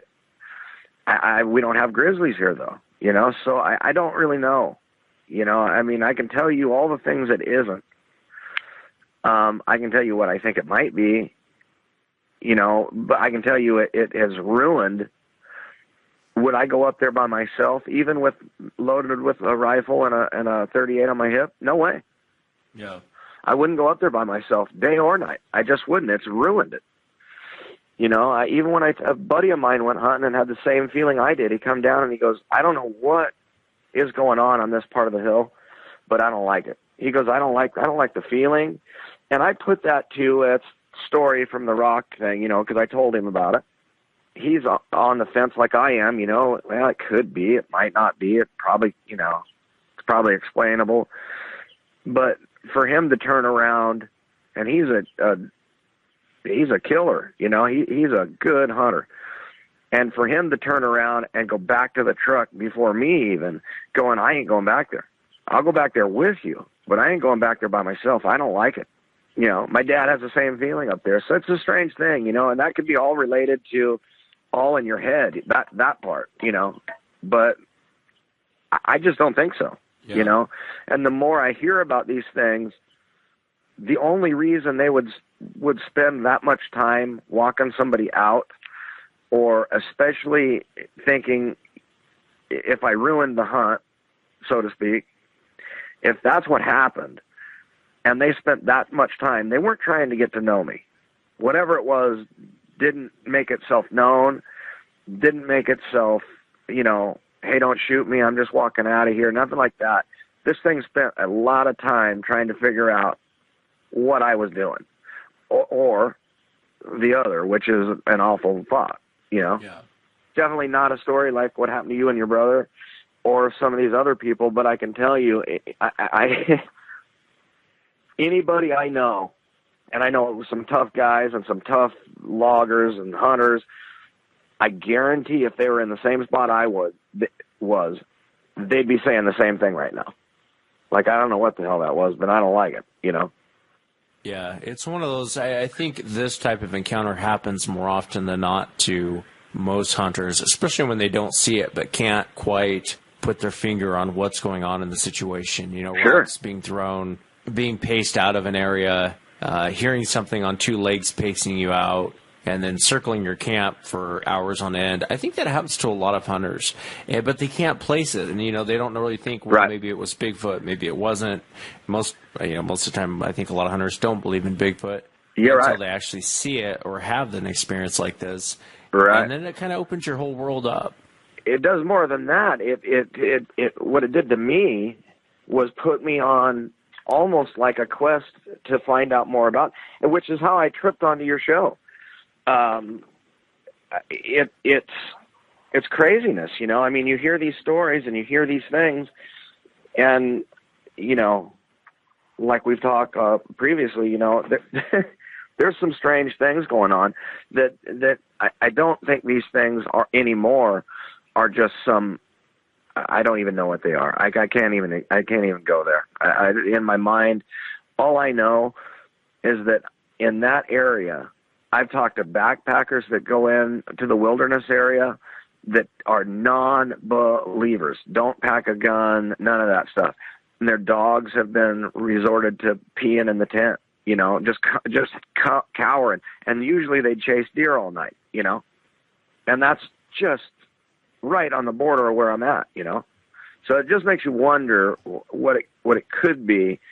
And like I said, I can tell you what it wasn't. Yeah, well, be safe out there in the future. You know what I mean? You never know how they're going to react. Sometimes I've had people on where they've had really, really bad reactions, and then sometimes it seems like the creature wants to get away as much as they want to get away. You know, just you never know what you're going to run into with these things and what kind of temperament they're in at the time. The kind of luck I got, Wes, it would be a cranky one. You know what I mean? I just don't have good luck in that direction, and I'm not willing to test it. I mean, like I said, I'll keep hunting, you know, elk hunting, but I'll never be out in the woods by myself again. I used to do that all the time. It was nothing, and I just can't, especially up there. I just can't put myself to do that. I don't know what it is, especially up there. It's a unnerving.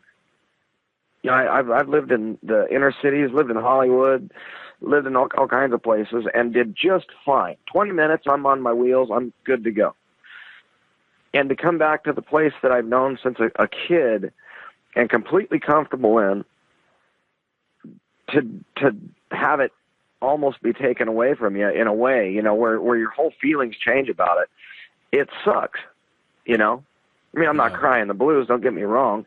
It's a choice we all make, and chances are I'll never see another one of these or have another incident of any kind. But something tells me if I spent very much time up there, you could very well have way more than what you wanted, you know? Yeah. No, and you're probably right. Well, Sean, I appreciate you coming on the show, man, and sharing the experiences very much. No, your show is awesome. I mean, it's more people should know about this because I think there's a hell of a lot more to this story than what somebody is telling us or not telling us. Yeah, I tend to agree. It's a odd thing. I mean, I'll be going back, definitely going hunting again. Probably be going right back up there, but I can tell you I won't be by myself, you know, and hopefully nothing else happens. Of course, if it does, I'll call you and let you deal with it. Well, I appreciate it, man. Yeah, no, thanks for the time. And that's it for tonight, everyone. Remember, if you've had an encounter, shoot me an email, wes@sasquatchchronicles.com. And there was another Sean I was going to have on tonight. We may end up having to move him to Sunday. So look for that, too, as well on Sunday. Until next time, everyone, have a great night.